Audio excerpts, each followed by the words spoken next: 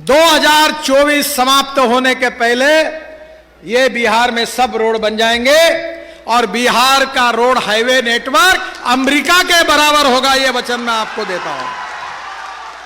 पर हिंदुस्तान का कोई भी पत्रकार मुझे ये सवाल पूछ नहीं सकता, मैं जो बोलूंगा वो करके दूंगा और जो करूंगा वही बोलूंगा। बिहार में 2024 समाप्त होने तक हम लोग 3 लाख करोड़ रुपए के काम पूरे करेंगे। जॉन एफ कैनेडी जी ने कहा था कि American roads are not good because America is rich, but America is rich because American roads are good. America धनवान है, इसके कारण अमेरिका के रास्ते अच्छे नहीं हुए, तो अमेरिका के रास्ते अच्छे हुए, इसके कारण अमेरिका धनवान हुई। और इसलिए बिहार को धनवान बनाने के लिए एक तरफ रोड अच्छे बन रहे हैं, मैं ही मंत्री था नमामि गंगा का, जलमार्ग का, वाराणसी से हल्दिया तक मैंने जलमार्ग बना दिया, 3 मीटर का उसमें ड्राफ्ट है। तो जलमार्ग भी है, रास्ते भी बन रहे हैं और यहाँ के गांव और गरीब और मजदूर और किसान के लिए मैं ट्रांसपोर्ट मंत्री के नाते मैंने नई योजना भी एक लाई है, जिसका मैं जिक्र आपके सामने करने वाला हूँ। आज बिहार के लिए बड़े ही गर्व की बात है कि पांडुका में एक नए पुल का निर्माण का शिलान्यास किया गया है। नितिन गडकरी जी के कड़कमदार जो केंद्रीय मंत्री हैं, आइए उनकी पूरी स्पीचेस को सुनते हैं। इनका स्पीच सुनना इसलिए भी अलग है कि ऐसा नेता दलों से ऊपर उठ करके देश के लिए काम करता है। उनके लिए सिर्फ काम ही मायने रखता है, ये मायने नहीं रखता है कि आप किस पार्टी के हैं या फिर उस राज्य में किस पार्टी की सरकार है। तो आइए पूरा स्पीच सुनिए, आपको कई चीज़ें आपको जानने को मिलेगी, कई चीज़ें आपको समझने को मिलेगी इस वीडियो के माध्यम से। तो नितिन गडकरी जी का जब भी स्पीच सुना कीजिए, हम आपसे निवेदन करते हैं पूरा सुना कीजिए। वैसे ये पुल के उद्घाटन के लिए आते समय मुझे याद आ रही है कि पिछले 2 साल में मैंने कोई भी भूमि पूजन कार्यक्रम में 1000 करोड़ के नीचे कार्यक्रम में मैं गया नहीं, पर आज इस पुल में आते हुए मुझे आनंद इस बात का हो रहा है कि ये ब्रिज की बहुत बड़ा इतिहास है। ये ब्रिज करने के लिए बिहार के पैकेज में हमने कोशिश की थी, कुछ अड़चनें आ गई, यहाँ फॉरेस्ट के कारण कुछ अड़चनें थी, अभी भी है, और इसलिए स्वाभाविक रूप से ये पिछड़े हुए क्षेत्र में इस ब्रिज का महत्व भी बहुत ज़्यादा है। ये झारखंड, उत्तर प्रदेश, बिहार और छत्तीसगढ़ तीनों राज्यों को जोड़ने वाला है और पंडुका और झारखंड के गढ़वा जिले के श्रीनगर तक दूरी तय करने के लिए 1 से 50 किलोमीटर का यहाँ चक्कर काटना पड़ता है। ये समस्या जो थी ये हल करने के लिए ये पुल अब मंजूर हो रहा है और वाहन वालों को पंडुका से भाया NH 119 होकर डेहरी पुल से गढ़वा झारखंड आना जाना पड़ता है, पर पंडुका से गढ़वा तक जाने के लिए 150 किलोमीटर की दूरी तय करनी पड़ती है और इस पुल के बनने से 4 घंटे का समय भी बचेगा और ईंधन भी बचेगा। मुझे और खुशी है कि विशेष रूप से बिहार का जो खोआ है वो इस बार काफ़ी ट्रांसपोर्ट में सुविधा होगी, जो झारखंड के बाजार तक भी जाएगा और इसके विकास का भी बहुत फायदा होगा। जो 3 ग्रीनफील्ड कॉरिडोर हम बना रहे, वो सासाराम से 2 ग्रीनफील्ड एक्सप्रेसवे तथा 1 इकोनॉमिक कॉरिडोर गुजर रहा है, जो रोहतास और सासाराम क्षेत्र के विकास को नई गति देगी।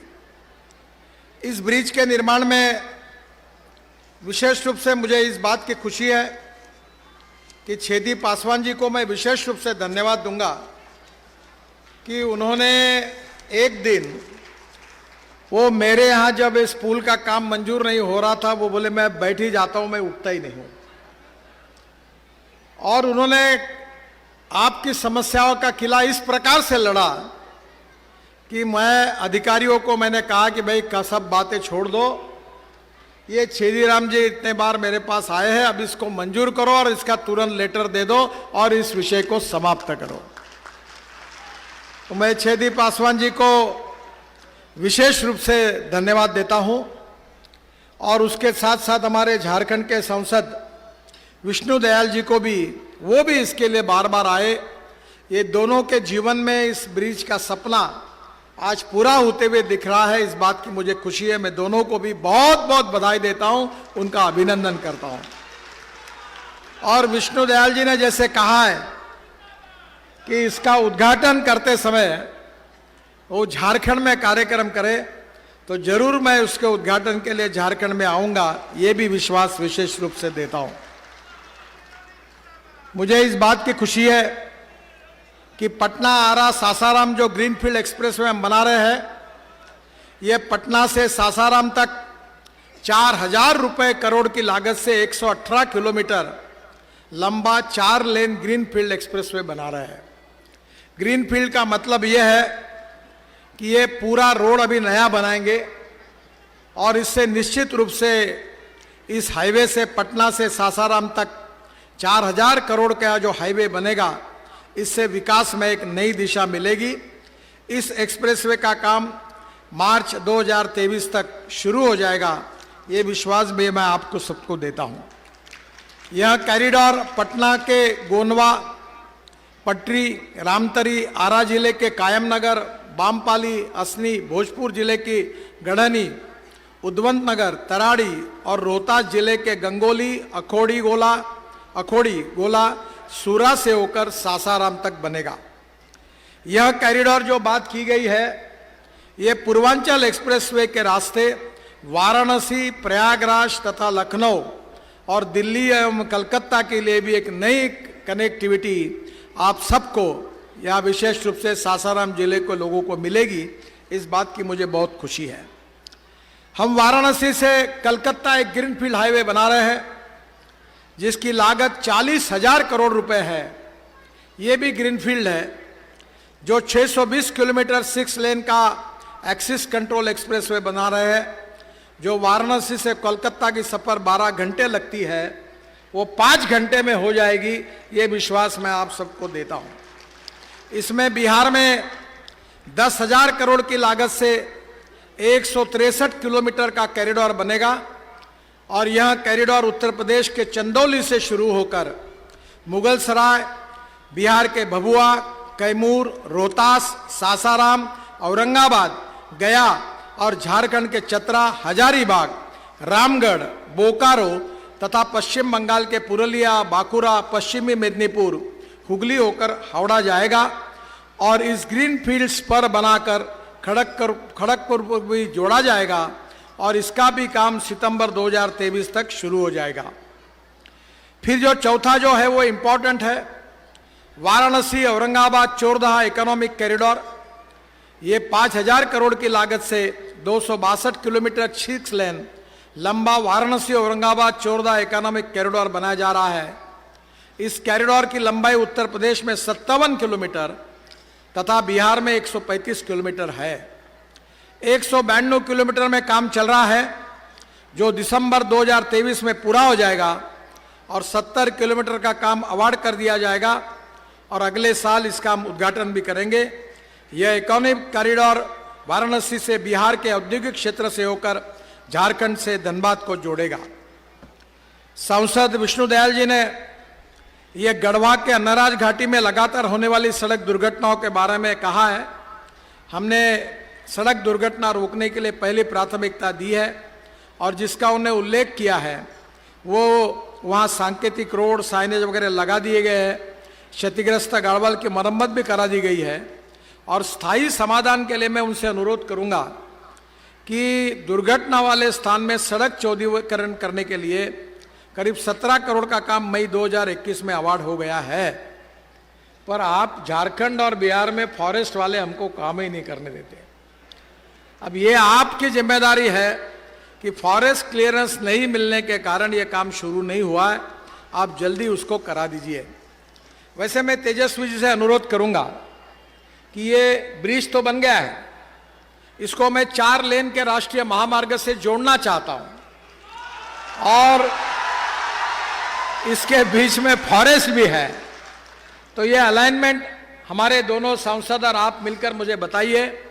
मैं इसको पूरे एनएच से जोड़ दूंगा और इसमें फॉरेस्ट विभाग की तरफ से जो क्लियरेंस स्टेट गवर्नमेंट का है उतना करने में आप सहयोग करिए ताकि यहाँ बहुत अच्छा विकास हो जाएगा। बिहार में 2024 समाप्त होने तक हम लोग 3 लाख करोड़ रुपए के काम पूरे करेंगे। 1,10,000 करोड़ रुपए की लागत से हम ग्रीनफील्ड यानी एकदम नए रोड बना रहे हैं। करीब 1 लाख करोड़ की लागत से 2800 किलोमीटर लंबे एनएच का डीपीआर बन रहा है और करीब 40,000 करोड़ की लागत से 1300 किलोमीटर का काम 22-23 में पूरे हो जाएंगे। ये बात जरूर है कि 30,000 करोड़ की लागत से 15 ब्रिजों का हम निर्माण कर रहे हैं। यहाँ की नदियाँ बहुत बड़ी बड़ी हैं और मुझे मालूम है कि इसके कारण आपको बहुत तकलीफ होती है और इसलिए ब्रिज पर खर्चा भी होता है तो भी हम करेंगे। करीब 9,000 करोड़ की लागत से हम 60 बाईपास निर्माण कर रहे हैं और निश्चित रूप से मैं आपको इसमें पूरी मदद करूंगा। जो 2002 से 2014 तक 687 करोड़ रुपए सीआरएफ में दिए गए हैं और 2014 से 2022 तक करीब 3200 करोड़ रुपए के काम मंजूर हुए हैं। मैं आज नई घोषणा कर रहा हूं और आपसे अनुरोध करता हूं कि मैं आपको फिर से एक बार 400 करोड़ रुपए के फ्लाईओवर आरओबी नए से बनाने के लिए सीआरएफ में मंजूरी दे रहा हूं, जिसकी लिस्ट आप जल्दी भेज दीजिए। वर्तमान में जो कार्य चल रहे हैं उसका यूटिलिटी सर्टिफिकेट आने से हम लोग और योजना आपको निश्चित रूप से मंजूर करके देंगे और ये आरओबी की एक लिस्ट पहले आई है वो हमने मंजूर किए। आगे भी कोई होगा तो उसमें निश्चित रूप से आपको मदद करेंगे। मैं ये मानता हूं कि रास्ते के विकास से जनता का विकास होता है। मैं अक्सर मेरे ऑफिस में मैंने American president John F Kennedy के इस वाक्य को लिख कर रखा है और मैं बार बार लोगों को उसको बताता हूं। जॉन एफ कैनेडी जी ने कहा था कि American roads are not good because America is rich, but America is rich because American roads are good. America धनवान है, इसके कारण अमेरिका के रास्ते अच्छे नहीं हुए, तो अमेरिका के रास्ते अच्छे हुए इसके कारण अमेरिका धनवान हुई। और इसलिए बिहार को धनवान बनाने के लिए एक तरफ रोड अच्छे बन रहे हैं। मैं ही मंत्री था नमामि गंगा का, जलमार्ग का। वाराणसी से हल्दिया तक मैंने जलमार्ग बना दिया, 3 मीटर का उसमें ड्राफ्ट है। तो जलमार्ग भी है, रास्ते भी बन रहे हैं और यहाँ के गांव और गरीब और मजदूर और किसान के लिए मैं ट्रांसपोर्ट मंत्री के नाते मैंने नई योजना भी एक लाई है, जिसका मैं जिक्र आपके सामने करने वाला हूँ।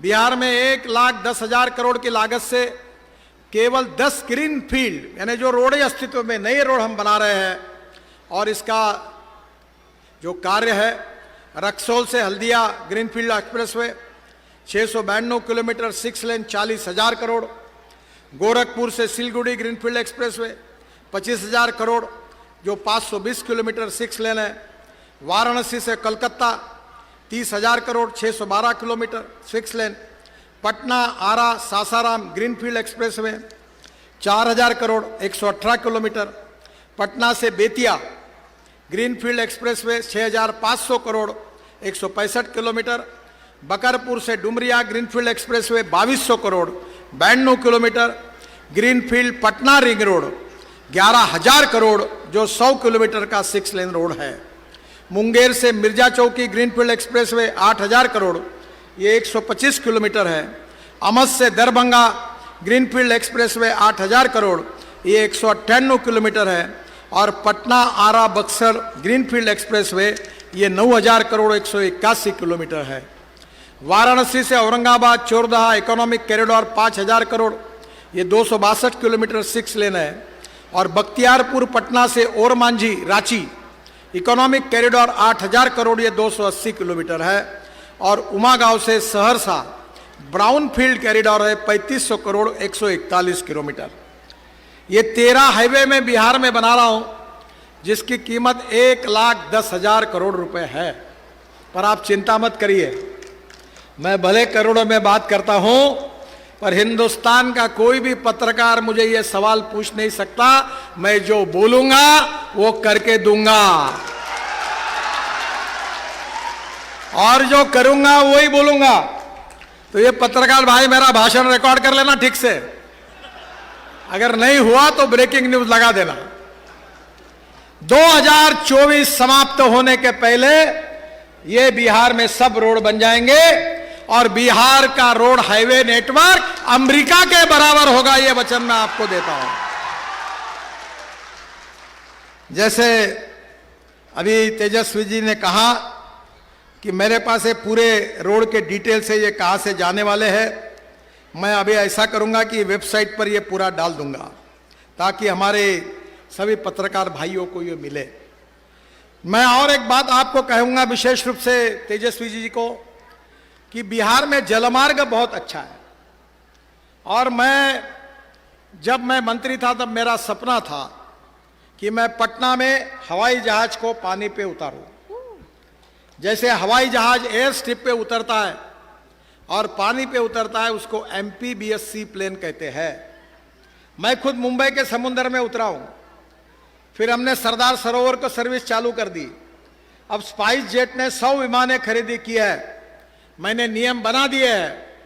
अब इसके बाद में गुवाहाटी में ब्रह्मपुत्रा में पानी पे जल्दी उतरने के लिए जाने वाला हूं विमान में बैठकर। मेरा आपसे अनुरोध है कि ये जो फ्लाइंग MPBSC प्लेन है, वाटर प्लेन है, इसकी शुरुआत बिहार में करा दो, ताकि अगले बार मैं आऊंगा झारखंड में तो इसी नदी के पानी में उतर जाऊंगा, यही डायरेक्ट पहुंच जाऊंगा।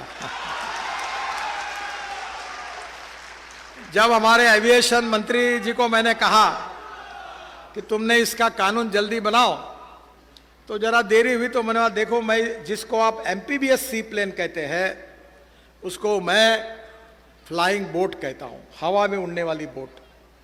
और तुम अगर जल्दी नियम नहीं बनाओगे तो मैं शिपिंग मंत्री के होने के नाते जल्दी बनाऊंगा। आज सब नियम बन चुके हैं। आज बिहार में गंगा है, गंडक है, सोन नदी है। उत्तर प्रदेश और बिहार का ट्रांसपोर्ट, पानी पे उतरने वाले हवाई जहाज आएंगे तो टूरिज्म दुगना होगा और बिहार के लड़कों के हाथों को काम मिलेगा। यही हमारा सबका सपना है। अभी जो मैंने हल्दिया से वाराणसी बनाया वो पूरा हुआ है। वाराणसी से प्रयागराज भी मैंने जलमार्ग बनाया है, और वर्ल्ड बैंक को मैंने एक रिपोर्ट सबमिट की थी। देखिए, मैं बड़ी बातें ऐसी कर रहा हूं कि जो आपको विश्वास लगने के लिए थोड़ा समय लगेगा। आप मुझे जानते नहीं हो ज़्यादा, पर जो मुझे जानते हैं उनको मालूम है कि मैं जो बोलता हूं वो 101% होता है। इसलिए आप विश्वास रखिए कि जलमार्ग के तरफ भी बिहार की सरकार की ओर से तेजस्वी जी आप ध्यान देंगे तो रोड से जाने के लिए अगर 10 रुपए खर्चा होता है, रेलवे से जाने के लिए 6 रुपए लगता है, तो पानी से जाने के लिए केवल 1 रुपया लगता है। और मैंने जो रोड बनाया है वो सोनीपत, पानीपत से यमुना से डायरेक्ट दिल्ली से मथुरा, मथुरा से आगरा, आगराबाद से इटावा, इटावा से प्रयागराज, प्रयागराज से वाराणसी, और वाराणसी से हल्दिया, और हल्दिया के बाद बंगाल की खाड़ी, और वहां से ब्रह्मपुत्रा, और ब्रह्मपुत्रा से आगे मैंने जलमार्ग बनाया है। तो मैंने बांग्लादेश के प्रधानमंत्री जी के स्पेशल रिक्वेस्ट पर वहां जो मुंगली पोर्ट है वो 250 किलोमीटर बांग्लादेश में घुसकर मैंने जलमार्ग बना के दे दिया है। तो पूरा दिल्ली से सोनीपत से नॉर्थ ईस्ट के लिए नहीं, केवल कलकत्ता हल्दिया तक नहीं, तो south east Asia, Indonesia, Malaysia, China तक ये जलमार्ग जाएगा, और इसमें काफी तरक्की होगी। और बिहार, झारखंड, उत्तर प्रदेश, यहाँ के लोगों को नए रोजगार मिलेगा। इतना ही नहीं, तो मैंने कार्गो परिवहन के लिए गंगा एवं उसकी सहायक नदी गंडक, वहां भी जोड़ने के बारे में जलमार्ग बनाकर उसका DPR बना के रखा है। मेरी आपसे रिक्वेस्ट है कि निश्चित रूप से इसके तरफ आप जरूर ध्यान दीजिए। कालूघाट में इंटरमोडल टर्मिनल बन रहा 80 करोड़ का। इतना ही नहीं तो रो टर्मिनल, रो पैक्स बन रही है, जहाँ ट्रक और बसें जहाज में डालेंगे उधर पहुंच जाएंगे। तो विशेष रूप से ये भी विषय की तरफ आप ध्यान दीजिए। नमामि गंगा में मैंने बिहार को 6,000 करोड़ रुपए दिए थे, पटना के लिए 7 प्रोजेक्ट दिए थे, और मैं चाहता था कि गंगा शुद्ध हो, अविरल हो, निर्मल हो। और जब मैं कुंभ में आया था तो पानी बहुत अच्छा था। मैं आज ये भी आपसे अनुरोध करूंगा कि ये नमामि गंगा के प्रोजेक्ट का भी आप और नीतीश कुमार जी दोनों के मार्गदर्शन में रिव्यू करिए, ताकि ये भी काफ़ी बड़े प्रोजेक्ट हो जाएंगे। यदि ये वीडियो आपको अच्छा लगा होगा, वीडियो अच्छा लगा हो तो लाइक कीजिए, शेयर कीजिए, सब्सक्राइब कीजिए हमारे चैनल को। हम फिर भी लेके अपडेट साथ जय भारत, जय बिहार।